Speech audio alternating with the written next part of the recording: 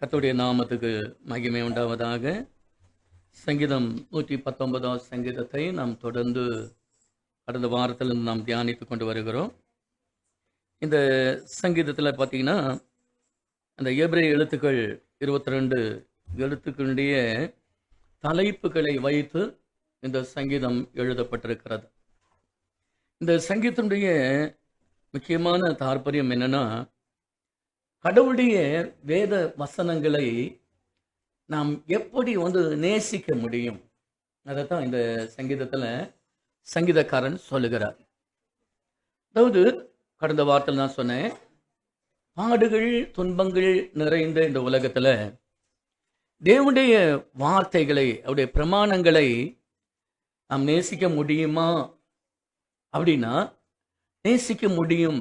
தேவனுடைய வார்த்தைகளை நாம் கைக்கொள்ள முடியும், நேசிக்க முடியும் என்பதை குறித்து தான் இந்த 119 சங்கீதம் சங்கீதக்காரனாலே எழுதப்பட்டிருக்கிறது. இந்த சங்கீதம் தன்னுடைய ஆசிரியர் யார் என்று இதில் எழுதப்படவில்லை என்றாலும், கடந்த வாரத்தில் நான் சொன்னேன், இந்த சங்கீதத்துடைய ஆசிரியர் தாவீதாக இருக்கலாம், இல்லைன்னா எஸ்ராவாக இருக்கலாம், அப்படி சொல்லப்பட்டிருக்கிறதா போகட்டும்.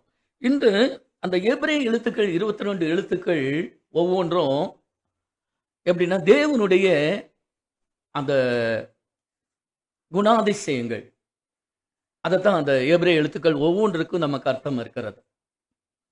அலெஃப் அப்படின்னா தலைவர். நமக்கு தலைவர் யாருன்னா நம்முடைய ஆண்டவராகிய இயேசு, காட். அவர் தான் நமக்கு தலைவர், இல்லையா?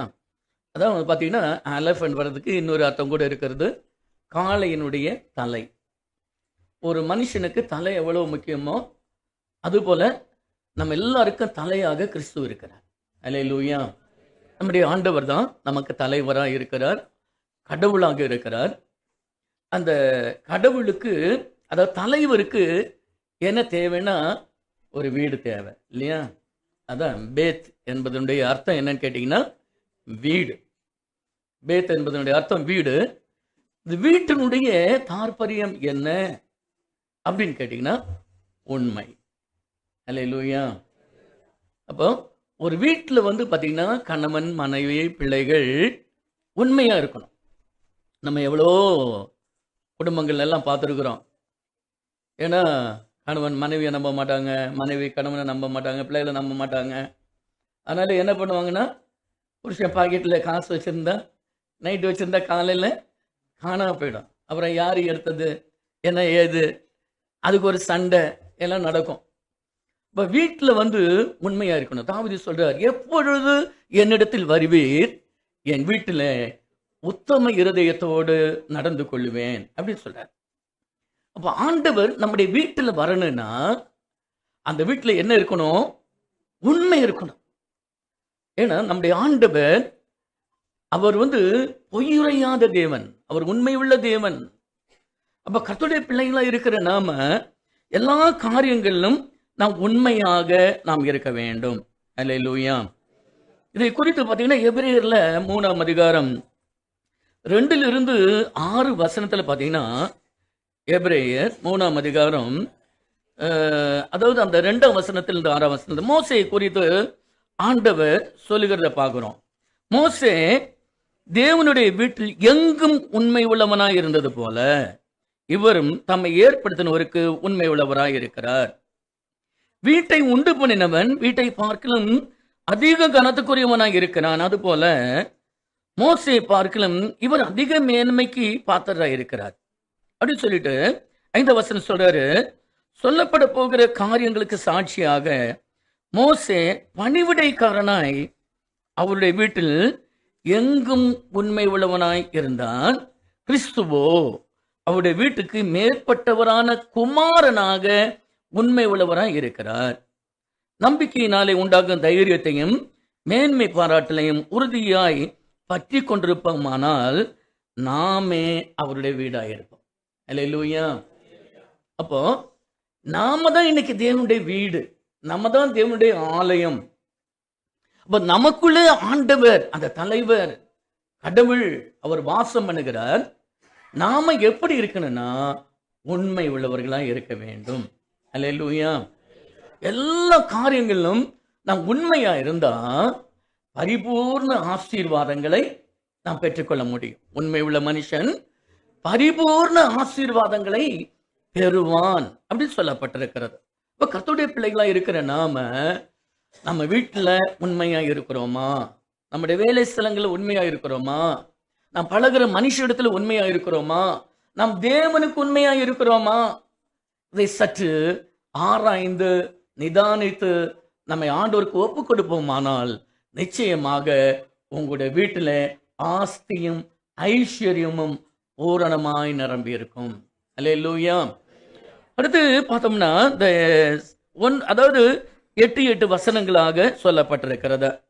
இங்கே அந்த 9, 10, 11 வசனங்களை பார்க்கும் பொழுது வாலிபன் தன் வழியை எதினால் சுத்தம் பண்ணுவான்? ஒரு கொஸ்டின் மார்க், ஒரு கேள்வி போடுறாரு. வாலிபன் தன் வழியை எதனால் சுத்தம் பண்ணுவான்? உமது வசனத்தின்படி தன்னை காத்துக் கொள்வதனால் தானே. அப்போ இந்த பாவம் நிறைந்த இந்த உலகத்துல நம்ம வாழ்ந்து கொண்டிருக்கிறோம். இந்த வாலிப பிராயத்துல பார்த்தீங்கன்னா அது ஒரு சவாலான வாழ்க்கை. வாலிப வயதுல பரிசுத்தமாய் வாழ்வது ஒரு சவாலான வாழ்க்கை. ஏன்னா பிரசங்கி அழகா சொல்றாரு. பிரசங்கி அந்த பிரசங்கின் புஸ்தகம் அந்த எத்தனை வசனம், 12வது கடைசி அதிகாரத்துல முதல் வசனத்துல, நீ உன் வாலிப பிராயத்துல உன் சிருஷ்டிகரை நினை, தீங்கு நாட்கள் வராததற்கு முன்னும் எனக்கு பிரியமானவைகள் அல்ல என்று நீ சொல்லும் வருஷங்கள் சேராததற்கு முன்னும். அப்ப இந்த இளமை இது வாலிபம் எல்லாம் மாயைதான் இல்லையா? நம்ம பிறந்த நாள் எல்லாம் கொண்டாடும்போது அழகா கேக்கு கட் பண்ணி கொண்டாடுவோம். ஆனா என்ன தெரிஞ்சுக்கணும்னா ஒரு வயசு போயிடுச்சு. ஆமா, இதான் நம்ம பார்த்துக்கணும். அப்போ போன வயசு வாலிபம் எல்லாம் திரும்பி வராது. அப்போ என்ன சொல்றேன்னு கேட்டீங்கன்னா 9ஆம் வசனத்துல அந்த 11ஆம் அதிகாரமும் 9, 10 வசனத்தை படிச்சீங்கன்னா, சஞ்சய் எடுத்துக்கிட்டியா வசனம்? என்ன வசனம் இப்ப சொல்லிட்டு இருக்கிறேன்? பிரசங்கி 9ஆம் அதிகாரம். இப்போ 11ஆம் அதிகாரம் 9, 10 வசனம் எடுத்துக்கிட்டீங்களா? வசனம் ஜெனி வசனத்தை எடுத்துக்கிட்டியா? எங்க படி இந்த வசனத்தை. அப்படியே பார்த்துட்டு இருக்க கூடாது, சரியா? வாலிப பிள்ளைகளை குறித்து தான் சொல்றேன்.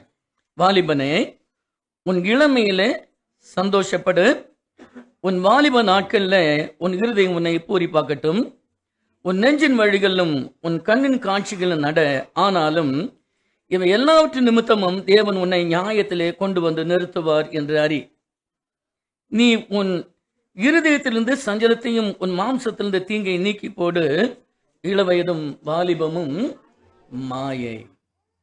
இன்னைக்கு கண்ணாடி முன்னாடி போய் நின்றுக்கிட்டு, ஆமா, நல்ல தலையை வாரி வாரி தலையை இப்படி வளர்க்கணும், முடி இப்படி வளர்க்கணும், அப்படி இது பண்ணணும், என்ன முகத்தை அழகு பண்ணணும்.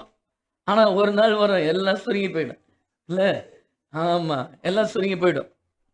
இப்ப இங்க என்ன சொல்றேன்னா, உன் இளமையில நீ என்ன செஞ்சாலும் அதை கடைசியில் ஆண்டவர் என்ன பண்ணுவாரோ அந்த நியாயத்திலே கொண்டு வருவார். அதனால்தான் இந்த வாலிப பிராயத்துல நம் சுத்தமாய் வாழ வேண்டுமானால், பரிசுத்தமாய் வாழ வேண்டுமானால், அதாவது ஆண்டவருடைய வசனத்தை நம்முடைய இருதயத்துல வைக்கணும். 119 சங்கீதம் 11 வசனம் சொல்றாரு, நான் உமக்கு விரோதமாய் பாவம் செய்யாதபடிக்கு உமது வாக்கை என் இருதயத்துல வைத்தேன். அப்படின்னா பதித்து வைத்தேன். இப்ப கடவுளுக்கு விரோதமாய் நம்ம பாவம் செய்யாம நம்ம பரிசுத்தமாய் நீங்க வாழணும்னா கடவுளுடைய வார்த்தையை உங்க இருதயத்துல நீங்க பதித்து வைக்க வேண்டும். இருதயமாகிய இந்த சதையாகிய பலகைகள்ல தேவனுடைய வார்த்தையை நீங்கள் பதித்து வைக்கும் பொழுதுதான் இந்த உலகத்துல நாம் பரிசுத்தமான வாழ்க்கை வாழ முடியும். அல்லேலூயா. வாலிபம் ரொம்ப முக்கியமானது. வாலிப வயது, இந்த வாலிப வயதை நம்ம ஆண்டவருக்கு நாம் கொடுக்கும் பொழுது இந்த வாலிப பிராயத்தை நம் கர்த்தருக்கு செலவிடும் பொழுது நீங்கள் முதிர் வயதிலும் கனி தந்து புஷ்டியும் பசுமையுமாய் இருப்பீர்கள். அல்லேலூயா. அப்போ என்னன்னா அநேகர் பாத்தீங்கன்னா முதிர் வயதுல பாத்தீங்கன்னா தாவீதை ஜெபிக்கிறார், முதிர் வயதில் என்னை தள்ளாமலும் என் பலன் ஒடுங்கும் பொழுது என்னை கைவிடாமலும் இருக்கும். அப்ப எவ்வளவு பேர் முதிர் வயதுல இன்னைக்கு நமக்கு வாலிபம் நமக்கு இருக்கும் அப்படின்னு சொல்லி நம்ம நினைக்கிறோம். ஆனா ஒரு நாள் நம் முதிர் வயதாகும் பொழுது நமக்கு வேலை செய்ய முடியாது, நம்ம எதுவுமே செய்ய முடியாது. அப்ப எத்தனையோ பிள்ளைகள் பெற்றோரை கொண்டு போய் எங்க விடுறாங்க? ஹோம்ல விடுறாங்க. ரோட்ல கொண்டு போய், ஹோம்ல விட்டா கூட பரவாயில்ல, ரோட்ல கொண்டு போய் எதனா கோயில் வாசல்ல கொண்டு போய் விட்டுட்டு போறாங்க. பத்திரிகையில நம்ம பார்க்கிறோம். அப்போ உன்னுடைய முதிர் வயதுல நீ ஆசீர்வாதமாக இருக்கணும்னா, உனக்கு வேண்டிய எல்லா நன்மைகளையும் கர்த்தர் செய்யணும்னா, இந்த வாலிப பிராயத்தை கர்த்தருக்கு ஒப்பு கொடுத்து வாழ வேண்டும். அல்லேலூயா.